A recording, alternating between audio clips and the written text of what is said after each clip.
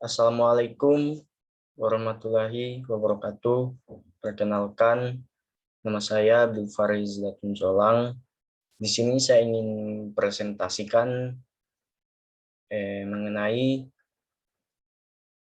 etika profesi, isu-isu dalam dunia e-commerce.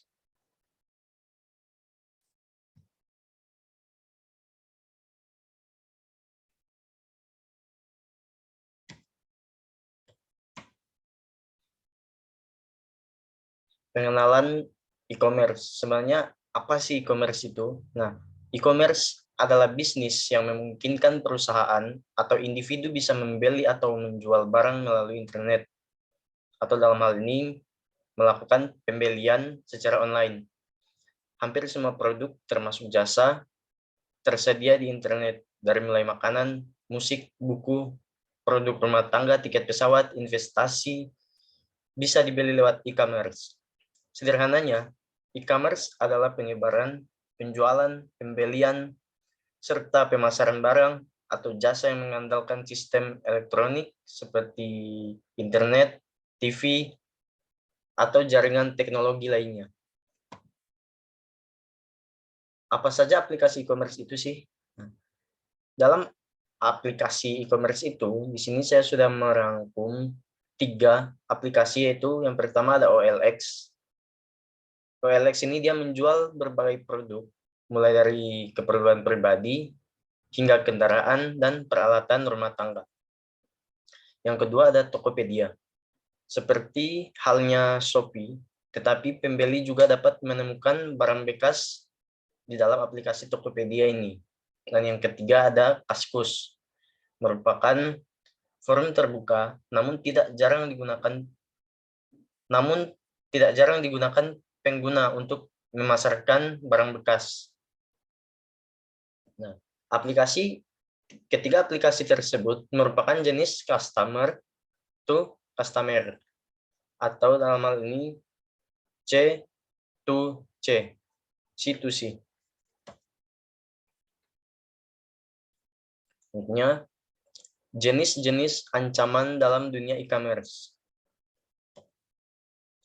Berikut ini 5 jenis kecurangan e-commerce yang perlu diwaspadai dan dicegah yang sudah saya rangkum. Dalam hal ini, ada pertama, kecurangan penjual.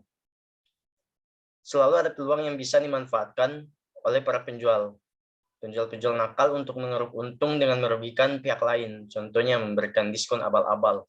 Oknum penjual menaikkan harga barang secara tidak wajar dan memberikan potongan harga yang tidak wajar juga, hingga terkesan potongan harga ini sangat besar. Contoh lainnya, penjual sudah menerima uang konsumen tapi barang tidak sampai ke tangan konsumen. E-commerce perlu menyeleksi dalam hal ini secara ketat para penjualnya dan memonitor akun-akun penjual dalam rangka pencegahan kecurangan semacam ini.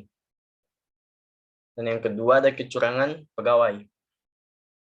Dunia e-commerce di Indonesia pun baru-baru ini dikejutkan dengan insiden kecurangan karyawan di salah satu e-commerce raksasa pada saat momen flash sale.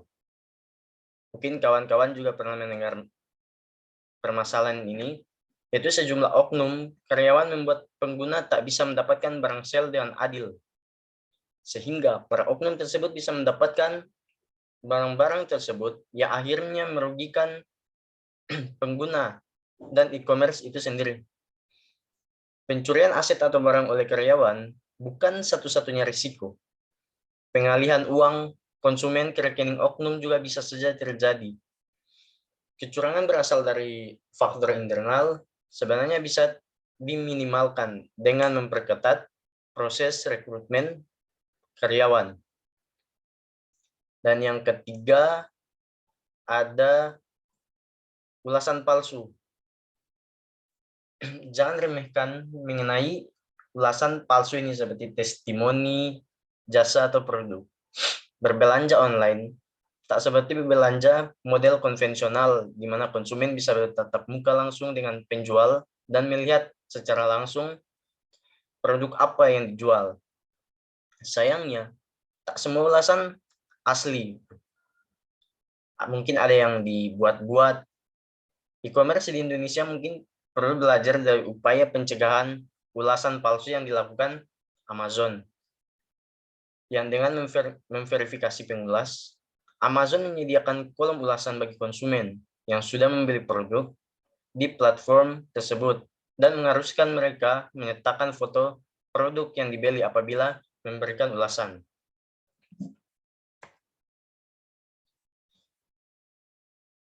Yang keempat, kecurangan delivery atau pengiriman. Bukan sekali dua kali kita mendengar berita konsumen yang kesal lantaran barang yang dipesan tak kunjung datang, padahal uang pembeli sudah ditransfer kepada penjual. Setelah diselidiki, ternyata barang dibawa kabur oleh kurir pihak ketiga. E-commerce bisa menjalinkan kerjasama lebih erat dengan pihak ketiga ini untuk mencegah kecurangan ini. Dalam kasus semacam ini, pihak ketiga biasanya memberikan ganti rugi pada konsumen. Artinya ketika akan melakukan kerjasama, di situ pasti ada perjanjian atau win to win begitu. Yang kelima ada kecurangan transaksi. Menurut laporan Footer pada tahun 2015, Indonesia berada di peringkat tertinggi terjadinya kecurangan transaksi e-commerce. Itu berjumlah 35% dibanding Venezuela 33%, dan ada Afrika Selatan 25%, Brazil 11%, dan Romania hanya 10%. Para pelaku melakukan berbagai cara bentuk curang. Salah satunya, pencurian identitas.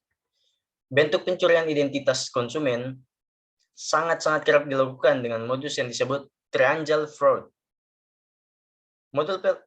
Modus pelaku biasanya membuat akun fiktif di e-commerce tertentu, lalu menarik calon pelanggan dengan berbagai promo dan mendorong mereka melakukan transaksi.